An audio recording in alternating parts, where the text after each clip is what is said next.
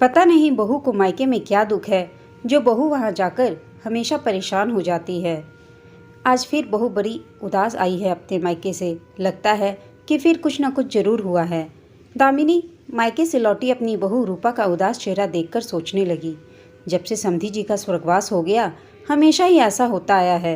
रूपा जाती तो मायके बड़ी शौक से है, लेकिन एक तो कहे हुए समय से पहले ही लौट आती है और बहुत दुखी लौटती है।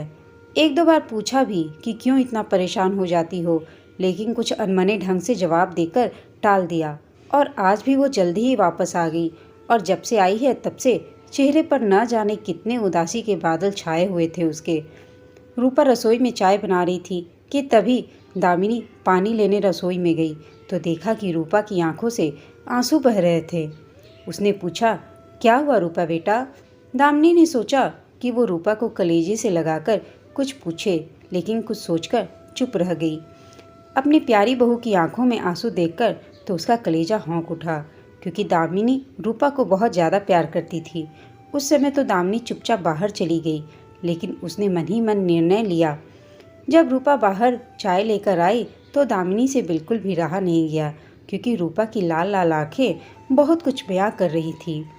उसने पूछा, रूपा बेटा तुम इस बात का गलत अर्थ ना निकालना, लेकिन बेटा मुझको तुम्हारे मायके से लौटकर आने पर ये उदास परेशान चेहरा बिल्कुल भी अच्छा नहीं लगता। कुछ बात तो ज़रूर है, वरना हमारी बहू इतनी जल्दी परेशान होने वाली नहीं। क्या मुझको नहीं बताओगी अपनी परेशानी? दामिनी रूपा के सिर पर हाथ फिराते हुए बोली। अचानक रूपा दामिनी से लिपटते हुए फूट फूट कर रो पड़ी।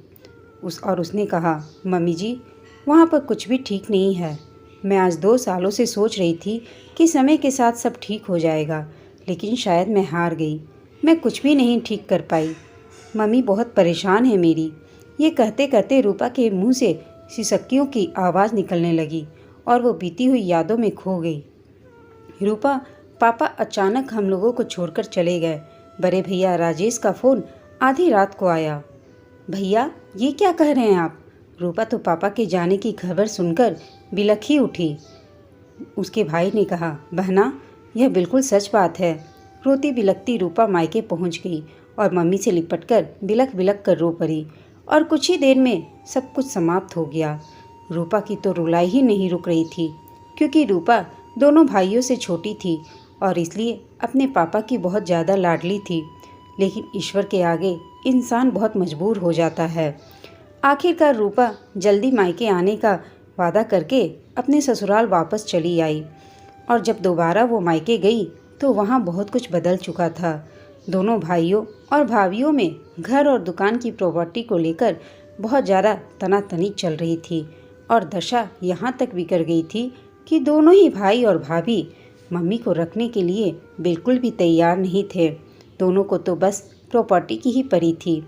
रूपा को समझ में ही नहीं आया कि जिस घर में हर समय प्यार बरसता था, वहाँ अचानक धन दौलत को लेकर इतना विवाद कि प्राणों से प्यारी माँ को भी अवहेलना हो रही थी। टूट सी गई रूपा। उसने दोनों भाइयों और भाभियों को समझाने की बहुत कोशिश की कि शायद वो लोग उसकी बात मान जाएं, लेकिन अब तो वो लोग अपनी दुलारी बहन की बात भी सुनने को तैयार नहीं थे। रूपा को सबसे ज़्यादा कष्ट अपनी माँ कावेरी को लेकर होता, जो कि बेचारी न घर की रही न घाट की। दोनों भाभियाँ एक एक समय बहुत एहसान जताकर खाना देती, वो भी बासी खुशी उल्टा सीधा। कावेरी उस परिस्थिति में भी मुंह नहीं खोलती, वह कुछ नहीं बोलती थी अपनी बहुओं को, क्योंकि वो स्वभाव से बहुत ज़्यादा सीधी और सरल थी। और तो और जो भाभियाँ पहले उसको मायके आने पर हाथों हाथ लेती थीं, अब वो रूपा के मायके आने पर अक्सर मुंह बनाते देखी जाती। वो दोनों ही ना तो रूपा को खाना पूछना चाहती, ना ही चाय नाश्ता, लेकिन उसको अपने अपमान की नहीं बल्कि अपनी माँ की बहुत ज़्यादा चिंता होती। रूपा जब भी आती मायके तो सोचती कि चलो कुछ दिन तो अपनी माँ के साथ अच्छे से बिता लेगी कि माँ को भी अच्छा लगेगा, लेकिन माँ की दुर्दशा देखकर इतना ज़्यादा दुखी हो जाती कि जल्द ही वापस भी चली जाती। लेकिन उसको हमेशा यही चिंता खाई जाती कि भले उसका मान सम्मान न हो मायके में, पर वो काश अपनी माँ के लिए कुछ कर पाती। भाई भाभी तो अपनी अपनी ज़िंदगी अच्छे से जीने लगे थे। यह सब याद करते करते अचानक रूपा के मुंह से बहुत ज़ोर ज़ोर से सिसकियाँ निकलने लगीं और वह बहुत रोने लगी। तभी उसकी सास दामिनी ने कहा, रूपा बेटा, तुम इतना ज़्यादा परेशान थी और तुमने अपने दुख को अपने अंदर ही दबा कर रखा। क्या इस माँ को भूल गई तुम? तुम्हारी मम्मी का दुख हमारा दुख है। हम कल ही समधन जी को लेने चलते हैं और अब समधन जी हमारे साथ ही रहेंगी। दामिनी रूपा के सिर पर बड़े प्यार से हाथ फिरा रही थी। रूपा बोली, लेकिन मम्मी जी, ये संभव कहाँ है? माँ बेटी के घर कहाँ रह सकती है? लोग तो कहते हैं कि माँ बाप तो बेटी के घर का पानी भी नहीं पी सकते। रूपा परेशान होते हुए बोली। दामिनी, क्यों नहीं बेटा, ये तुमसे किसने कहा? दामिनी समझाते हुए बोली, वो ज़माना बीत गया जब इस तरह के अंधविश्वास पर लोग विश्वास करते थे कि माँ बाप बेटी के घर का पानी नहीं पीते हैं। लेकिन मैं इस तरह की बातों को बिल्कुल भी नहीं मानती। अपनी मम्मी को फ़ोन कर दो कि वो अपना ज़रूरी सामान पैक कर ले।